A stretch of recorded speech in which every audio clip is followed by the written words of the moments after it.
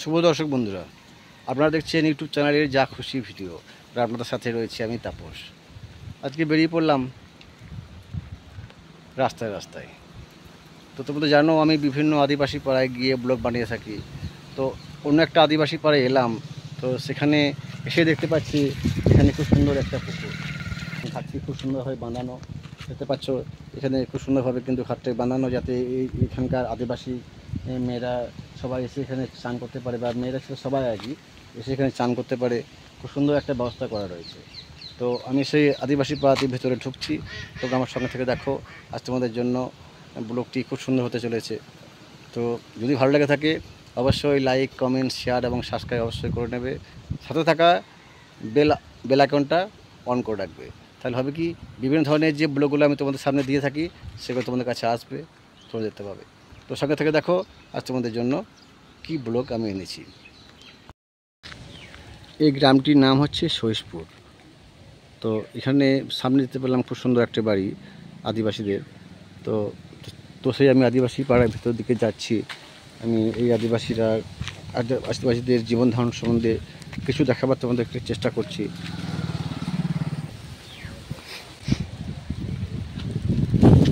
এখানেও কিন্তু একটা দেখতে পাচ্ছেন খাট রয়েছে।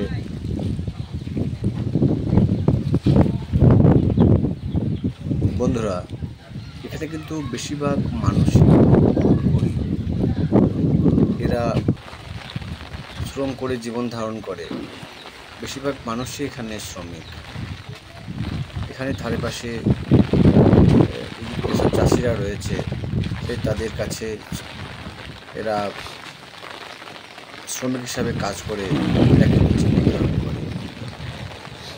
মুষ্টিমেয় হয়তো দু এক ঘর সার্ভিস করে,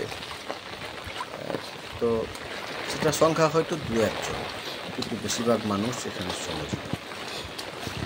এরা বিভিন্ন রকমভাবে জীবন ধারণ করে। কেউ হয়তো গৃহপালিত পশু যেমন গরু, ছাগল, হাঁস এসব পোষে। দেখতে পাচ্ছেন এখানে একটি মন্দিরও রয়েছে। আমাদের যেমন হিন্দুদের মন্দির হয় সেরকম ওদেরও মন্দির রয়েছে, যেটা হয়তো কোনো সময় পূজা অর্চনা হয়।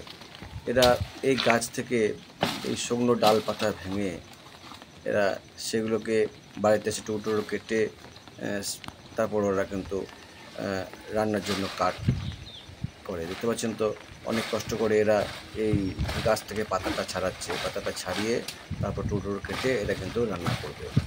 তো এই হচ্ছে আদিবাসীদের জীবনেরা খুবই কষ্ট করতে পারে। মানে এখানে একটা মন্দির ওদের রয়েছে, বুঝতে পারছেন।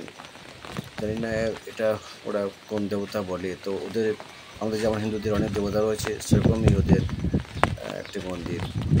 তো ওরা এই গরু বাছুর পোষে, কেউ হয়তো প্রচুর সংখ্যক হাঁস পোষে, কেউ হয়তো মুরগি পোষে। এভাবে বিভিন্ন রকম করে এরা কিন্তু জীবন ধারণ করে। খুবই কষ্ট করতে পারে এই আদিবাসীরা। সবচেয়ে বড় যেটা হলো, এই আদিবাসীরা এত সহজ সরল, এটা কিন্তু খুব ভালো মনে মানুষ হয়। আমাদের সাথে দীর্ঘদিন মিশে দেখেছি, এরা খুবই ভালো মানুষ। দেখতে পাচ্ছেন তো এখানে অনেক গরু এবং হাঁসগুলো রয়েছে। এরা এভাবেই জীবন ধারণ করে। তো বৃষ্টি হয়েছে, বৃষ্টির পরে আমি এলাম, দেখতে পাচ্ছি যে বেশ কদিন বৃষ্টির পরে এই আদিবাসী গরিবদের এতটা কষ্ট, যে গরু বাছুরগুলো ওরা পোষে, তো মাঠ থেকে ঘাসপাত কেটে আনারও মতো ওদের সময় হচ্ছে না। মানে এত অসুবিধায় ওরা পড়েছে। বৃষ্টিতে ঘাস কাটতে গেলে তো শূন্য হতে হবে। তারপর দেখুন অনেক বাড়িঘর এদের ভেঙে গেছে এই টানা বৃষ্টিতে। এই সবচেয়ে বেশি ক্ষতিগ্রস্ত হয়েছে গরিব। বৃষ্টি হয়ে গেছে, হ্যাঁ হ্যাঁ হ্যাঁ হ্যাঁ হ্যাঁ।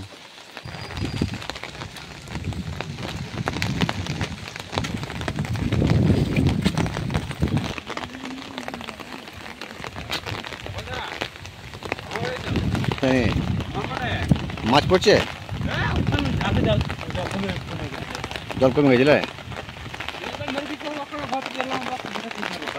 হ্যাঁ হ্যাঁ।